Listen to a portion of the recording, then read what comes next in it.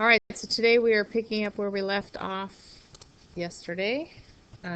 Yesterday we just did the shrinking and stretching, right? Today we're going to look at translating them.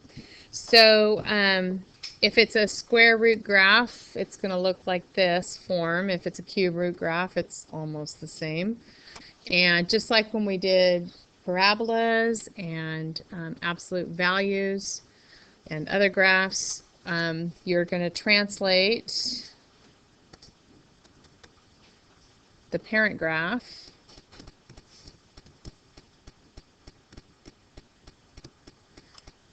your h units are horizontally,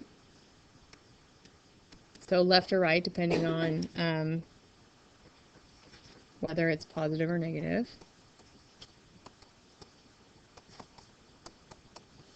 And then you translate the parent graph k units vertically, up or down depending on positive or negative. So it's the same as what we've been doing all year. We're just now adding this to our radical functions. So if we look at example 3, we're going to graph y equals -2 times the square root of x minus 3, and then outside of the radical we have plus 2. So first of all, what I'm going to do is I'm going to look at what the original graph would be if it wasn't translated. So I'm going to look at y equals -2 times the square root of x. That's what it would be before I translate it.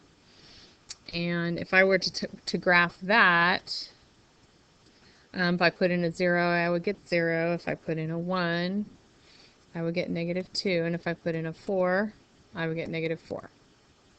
So let me just go ahead and plot those points.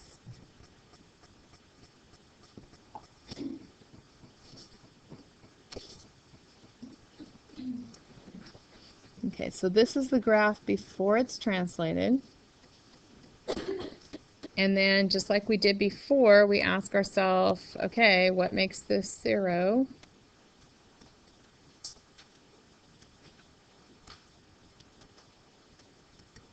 And so what would make it equal 0? If x was equal to positive 3, right.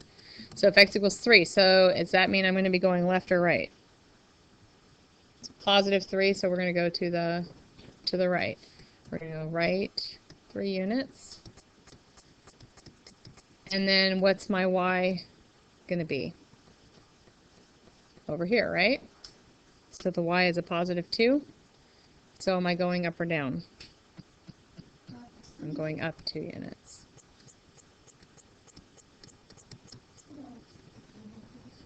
So we don't have to make a table. You can just use the points that we already have, and we're going to go to the right 3. So if I start at 0, 0, I go to the right 3, 1, 2, 3, and then up 2, and 2, and there's the new point. And then from the point 1, -2, I do the same thing. 1, 2, 3, 1, 2.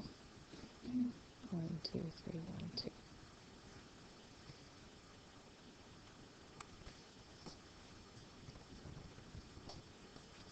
So now I can use my domain, or use my graph to figure out my domain and my range from looking at the graph. So my x values, it's going to the right. So my x values, are they getting bigger or smaller? They're getting larger. It's going to the right. So x is greater than or equal to, what is the smallest x is going to be in this case? Looking at the green graph. That's the furthest left I am, right? So that's a 3, right? So x is going to be greater than or equal to 3. And then what about my range? Are my y's getting bigger or smaller? They're actually getting smaller, so y is less than or equal to. And what's the high point? It's again at that same point right there, right? What's the y value there? Y is equal to 2 there, okay? So my domain is x is greater than or equal to 3. My range is y is less than or equal to 2. Okay? Any questions on that? All right, so then you guys can do this one on your own.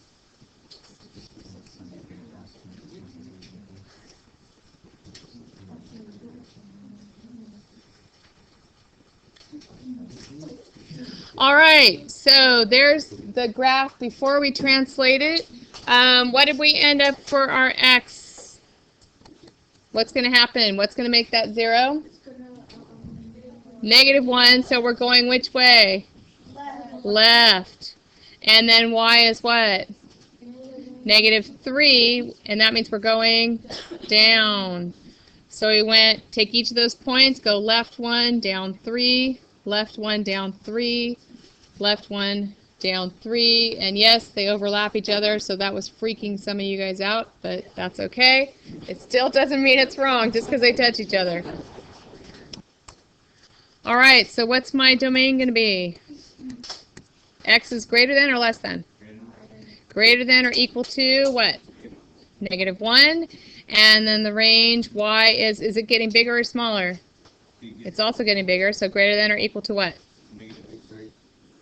-3, the low point right there. Okay?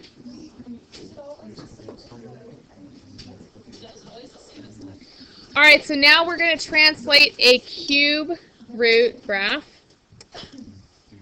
We're going to treat this pretty much the same as we did the square root graph. So I'm going to first just graph y equals 3 times the cube root of x.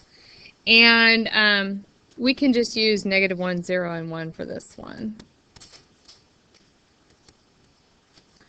So the cube root of -1 is -1 times 3 is -3. Cube root is 0, so that one comes out to 0. And then the cube root of 1 is 1, so that's 3. So my graph before it's translated is at -1, -3, 0, 0. Okay, and we know the general shape of the cube roots looks like that.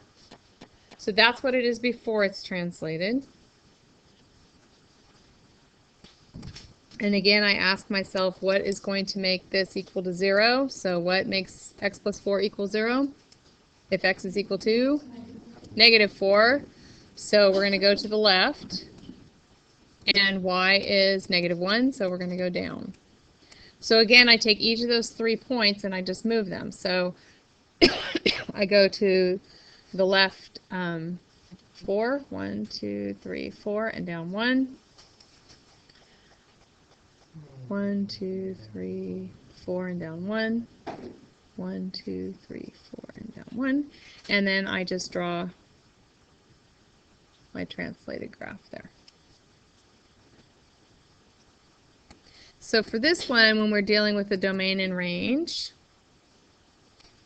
is there any limit left to right? No. So these are both all real numbers, because there's no limit up and down either. Okay? So after you guys have written that one down, you can do this one on your own.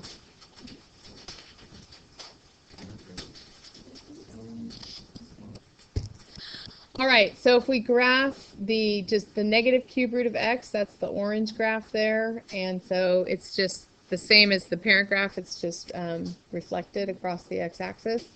And then x had to equal -2, so we were going to the left 2, and then y was -3, so we went down 3. So the purple graph is our translated graph.